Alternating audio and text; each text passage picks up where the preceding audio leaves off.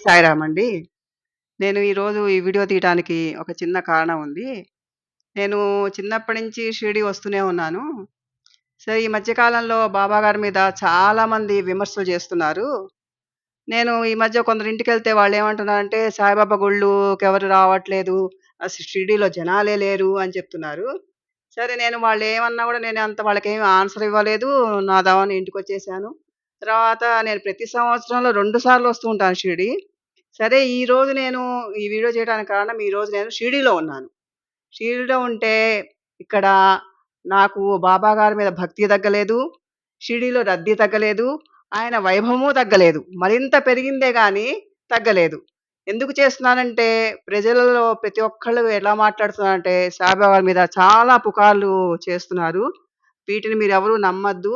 మీకు మనసుకి ఏది తోస్తే అదే చెయ్యండి. మనకి ఎవరి మీద అయితే నమ్మకం ఉంటుందో ఆ ఆ మార్గాన్ని మనం ఎంచుకోవాలి. ఎవరో ఏదో అన్నారు గదా! అని మనం దాని మీద అపోహలు పెంచుకోకూడదు. అందుకని నేను ఈ వీడియో చేయటానికి కారణము. అయితే ఈరోజు నేను ఈ ఊళ్ళో మైనంపాటి ప్రసాద్ గారున్నారు. ఆయన దీని మీద చాలా కాలం నుంచి పోరాటం చేస్తున్నారు. సో, ఆయన వెతుక్కుంటూ నేను ఆయన ఇంటికొచ్చాను. ఆయన నాతో పాటున్నారు. ఆయన మాటల్లో గూడా కొన్ని విషయాలు మీరు తెలుసుకుంటారని నేను ఈ వీడియో చేస్తున్నాను. జై సాయినాథ్ అండి. చాలా సంతోషం. ఇలా చాలామంది సాయి భక్తులు వాస్తవంగా నిజమైన సాయి భక్తులు చాలా బాధపడుతున్నారు. బాధపడటం దేనికంటే ఇన్ని అబద్ధాలు వాళ్ళు చెప్పడం వల్ల బాధ కాదు కానీ, ఆ చెప్పిన అబద్ధాలు వినటం మరింత బాధగా ఉంది. అంటే జనాలు కొంచెం ఆలోచన చేయాలి. హ్మ్. అలా చూసినప్పుడు ఇక్కడ సాయిబాబా వైభవం రోజు రోజుకి పెరుగుతున్నది. ఆకాశాన్ని అంటుతున్నది. విశ్వాంతరాళాలంతా కూడా అంటుతున్నది. నేను కొద్ది రోజులుగా షిరిడీలో ఉంటున్నాను. ఇట్లా వీరిలాగానే నా గురించి తెలిసిన వాళ్ళు, విన్నవాళ్ళు షిరిడీలో కలవటం గానియండి, కలవడం తెలుస్తుంది. అమెరికా నుంచి వచ్చిన వాళ్ళు చాలామందున్నారు. వాళ్ళు మొన్న ఒకళ్ళొచ్చారు యాక్చువల్‌గా అమెరికా నుంచి. వాళ్ళు సంవత్సరానికి 2, 3 సార్లు పైనొస్తారట సాయిబాబా దగ్గరికి. కాబట్టి ఎవరో ఏదో మాట్లాడారు. అసలు ఒకటి ఆలోచన చేయండి. ఎవడో చెప్తే వచ్చేది భక్తా? ఎవడో చెప్తే పోయేది భక్తా? అది భక్తి ఎట్టవుతుందో ఆలోచించండి. కాబట్టి సాయిబాబాకి భక్తులు మారేటువంటి వాళ్ళు కానే కాదు గుర్తుపెట్టుకోండి. మిగతాది వేరండి. ప్రత్యేకంగా చెప్తున్నా. సాయిబాబా దగ్గర వేరు. ఏంటో ఆ తేడా చెప్తా. సాయిబాబా దగ్గర ఒక ఆత్మ సంబంధాన్ని కలిగి ఉన్నారు భక్తులంతా గూడా. ఈ రోజున వీరు చెప్తుంటే నేను విన్నాను. సాయిబాబాను చూసి తల్లి, బిడ్డ ఇద్దరు గూడా ఆనంద బాష్పాలు, డబ్బులిస్తే ఆనంద బాష్పాలు రావండి.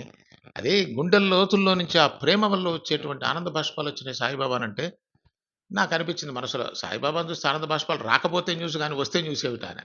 కాబట్టి సాయిబాబాతో భక్తులకున్న బంధం అది విడదీయరాని బంధం. తల్లి బిడ్డల బంధం కన్నా చాలా గొప్ప బంధం. ఎందుకంటే తల్లి బిడ్డలంటే తల్లి కొంతకాలానికి కాలం చేస్తుంది. పాపం ఆ ప్రేమ చూపించలేదు. సాయిబాబా ఆయన అజరామరుడు.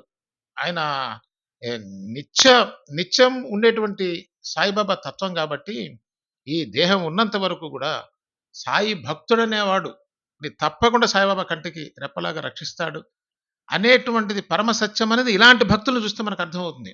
వాళ్ళు చిన్నప్పటి నుంచి సాయిబాబాని పూజ చేస్తున్నారంటే అది ఏమీ లేకుండా ఎట్లా పూజ చేస్తారండి? అంత భక్తిని ఎట్లా కలిగి ఉంటారు? భక్తి అంటేనే తైలధారలాగా ఎడతెరిపి లేకుండా ఏ శక్తి దాన్ని కదిలించలేదు. ఇంకా ఏదన్నా ఉంటే దాన్ని పెంచగలదు. అంతే తప్ప భక్తిని ఒకళ్ళు కదిలిచ్చారంటే అది భక్తే కాదు. కాబట్టి సాయిబాబా వైభవం చూడటానికి 2 కళ్ళు సరిపోవు అంత అద్భుతంగా ఉంది. ఇటువంటి కోటాను కోట్ల మంది భక్తులు సాయిబాబా దగ్గర దర్శనం చేస్తూనే ఉంటారు. నది సాగరములో సంగమించే రీతిగా అందరూ సాయిబాబాలోనే ఐక్యమవుతారు. సమర్థ సద్గురు సాయినాథ్ మహారాజ్‌కి జై. జై సాయినాథ్. సాయిరామ్ అండి.